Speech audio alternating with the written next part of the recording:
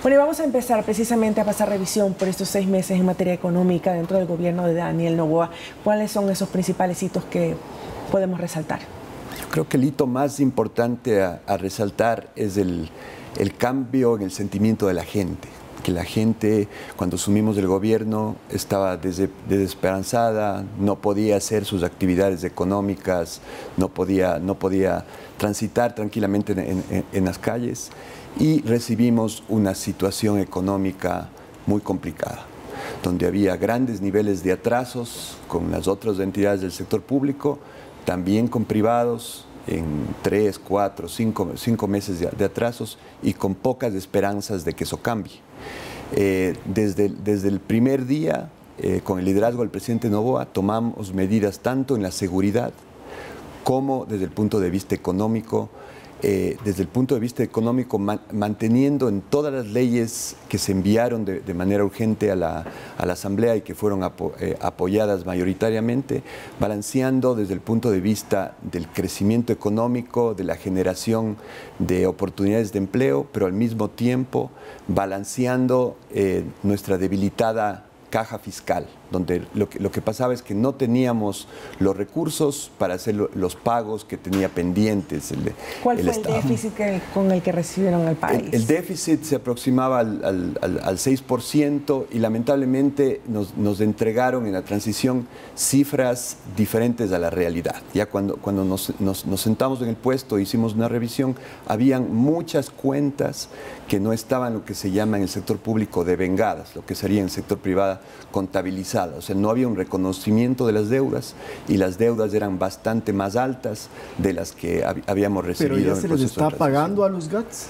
A los GATS recibimos casi con 4 meses de retraso a los gobiernos locales y al día de hoy hemos avanzado, estamos al día con los niveles más pequeños de gobierno, que son las juntas parroquiales, con los municipios pequeños y medianos, también estamos ya pagados hasta el mes de abril. Estamos avanzando con los otros municipios de mayor tamaño y la misma cosa con las prefecturas. Hay muchas prefecturas que ya están pagadas hasta abril y con otras estamos avanzando a medida que vamos recibiendo ingresos para ponernos al día. La misma cosa con otros proveedores del sector privado, proveedores de servicios de salud, proveedores de servicios de educación, de guarderías de niños, todo tipo de deudores del Estado, de todos los servicios que da el gobierno desde el punto de vista de turismo, de cultura, de servicios básicos. Pero es decir, ministro, entonces no hay atrasos. Si están pagando abril, están cumpliendo el cronograma, ¿le entendemos así? Sí, estamos mucho más al día, digamos. Todavía no estamos al 100% al día con todo, pero hemos avanzado de un esquema de 4 meses de retrasos con los GATS a tener ya máximo un mes y medio de retraso con los niveles más grandes, siempre buscando cumplir prioritariamente con los niveles de gobierno más pequeños que dependen en mayor parte de las transferencias que le hacemos desde finanzas. Señor ministro, los proyectos económicos urgentes, los 5 que fueron aprobados en la Asamblea Nacional, enviados por el presidente Daniel Noboa, ¿qué permitieron? ¿Qué ayudaron en la economía de nuestro país? Comenzando desde el primer proyecto económico urgente que promovía la eficiencia económica, el empleo joven, las inversiones, las zonas francas, las APPs, que son alternativas que van a ayudar a promover el crecimiento económico y el empleo. Y por otro lado, también desde la primera ley, responsablemente comenzamos a incrementar los recursos de la caja fiscal, donde ya se incluyó un anticipo un poco más elevado a las empresas más grandes del país. Toda nuestra propuesta de incremento de impuestos o de ingresos para el Estado para cumplir sus obligaciones siempre toman en cuenta que los que paguen la mayor parte de la cuenta sean las empresas más grandes, los bancos y la gente que más tiene. Otro punto que se habla muchísimo es el riesgo país, que es este indicador justamente de inversiones extranjeras que puede llegar a una nación que da las garantías. ¿En cuánto se ha reducido en estos 6 meses, ministro? Ahí depende mucho el punto en el que se tome, pero en términos, desde el punto más alto que estuvo el riesgo país hasta el punto más bajo, se bajó más de 1000 puntos. Eso, más que tomar en cuenta si fueron 700, 900 o 1000, es la proporción de la reducción, y esto lo que se refleja es en la mayor credibilidad del Ecuador hacia los organismos internacionales de crédito, hacia inversionistas, o sea, en todas las visitas que realizamos con el presidente a otros países, a Nueva York, a Canadá, a Europa, ellos resaltan mucho la reducción tan grande del indicador, y eso también ha permitido que ya el Ecuador en el mes de mayo recibió por primera vez en historia $800 millones de desembolso puente de la Corporación Andina de Fomento, que antes siempre el primero en desembolsar fondos al Ecuador era el Fondo Monetario. Esta vez, en base ya a la credibilidad, a la reducción del riesgo país, a las medidas, al avance en la seguridad, la Corporación Andina de Fomento nos aprobó casi por unanimidad un crédito de $800 millones de recursos de fuera de la economía, porque es diferente los recursos que vienen finalmente de impuestos locales, que es un reciclaje de liquidez local. Perdón, ministro, ¿y esos 800 millones son destinados a qué sectores? Esos recursos son recursos de libre disponibilidad, de apoyo presupuestario, que están permitiendo avanzar en la ejecución del presupuesto general del Estado. Entonces, que permiten volver a brindar y a ponerse al día en los servicios que requiere el país. Mencionó el Fondo Monetario Internacional. Estamos cerca a firmar un acuerdo. ¿En qué consiste esto? ¿Fechas de este acuerdo del Fondo Monetario Internacional? El Fondo Monetario Internacional es un financista al que acuden los países cuando estamos en situaciones realmente muy complicadas y no tenemos otra opción de financiamiento. Lo más adecuado sería que el Ecuador nunca más vuelva a requerir recursos del Fondo Monetario Internacional, sino que tenga 5, 6, 10 alternativas de financiamiento como tienen los países vecinos. Con el Fondo Monetario, al ver la situación complicada con la que recibíamos del gobierno, comenzamos a tener conversaciones, a presentarles nuestras propuestas de plan económico.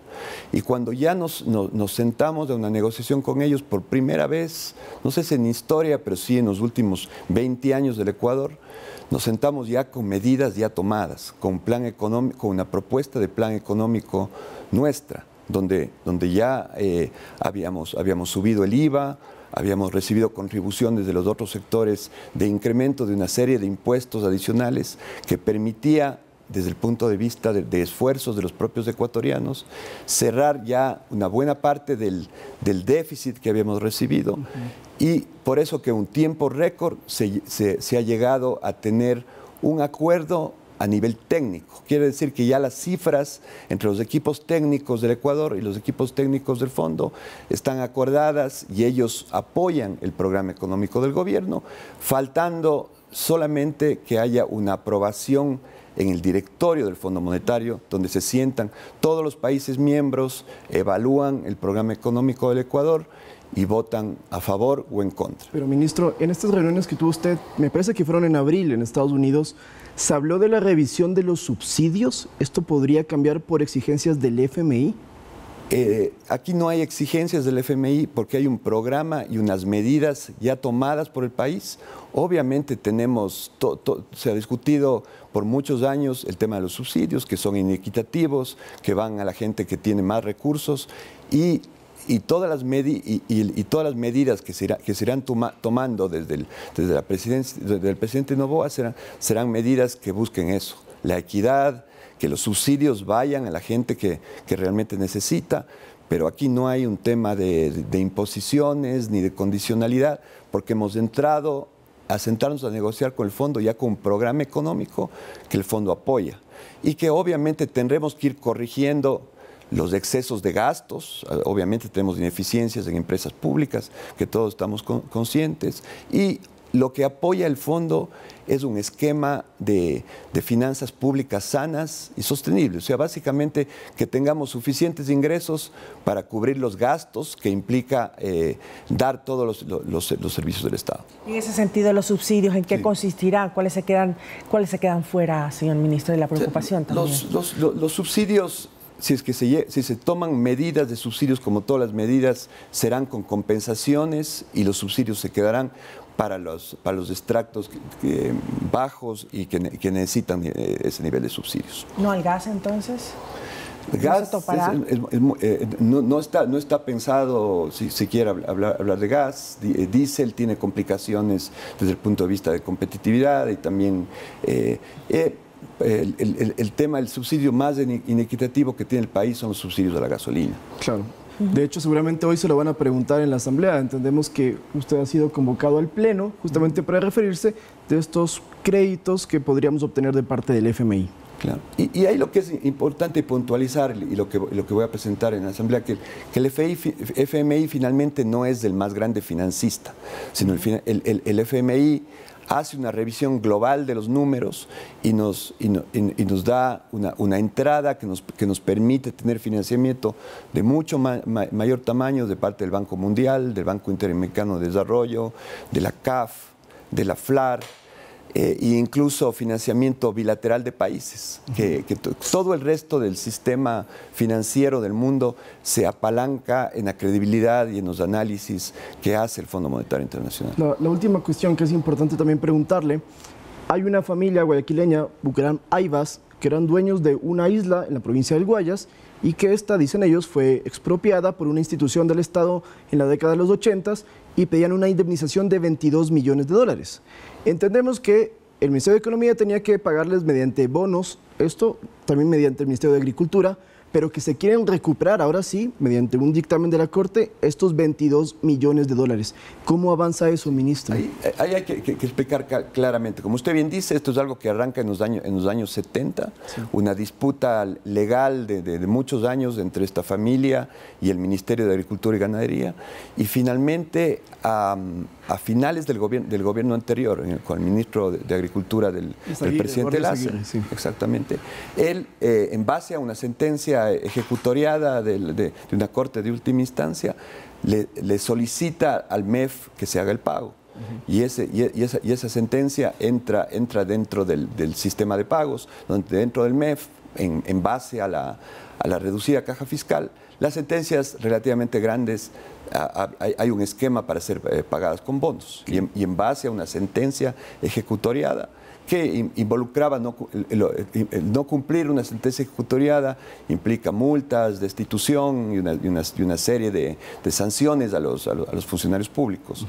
Se tomó la decisión de pagar y posteriormente, ya meses después, llega una sentencia, esta vez de la Corte Constitucional, que da de baja la sentencia anterior y le ordena al MEF y al Ministerio de Agricultura recuperar esos fondos que no debieron haber sido pagados a la familia Bucaram Aivas, y en este rato estamos en pleno proceso de ejecución, de recuperación de esos recursos. Para finalizar, señor ministro, 7:23, ¿cuál ha sido el objetivo de declarar un acuerdo ministerial para efectivamente declarar la información reservada del MEF? O sea, en el MEF, mucho más allá de los temas con el fondo o cualquier otra cosa que va a ser absolutamente pública, y eso se va a publicar tanto en la página web del fondo como del MEF, hay documentos confidenciales en ciertos procesos que se han venido manejando en todo el tiempo. Esto simplemente no tiene nada que ver con acuerdos de créditos, sino simplemente son documentos que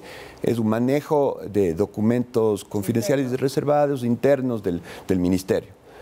No es nada más que eso. No se deben preocupar entonces para nada la ciudadanía por emitir esta declaración. Ministro, muchísimas gracias por acompañarnos. Gracias, Manuel. Muy buenos días.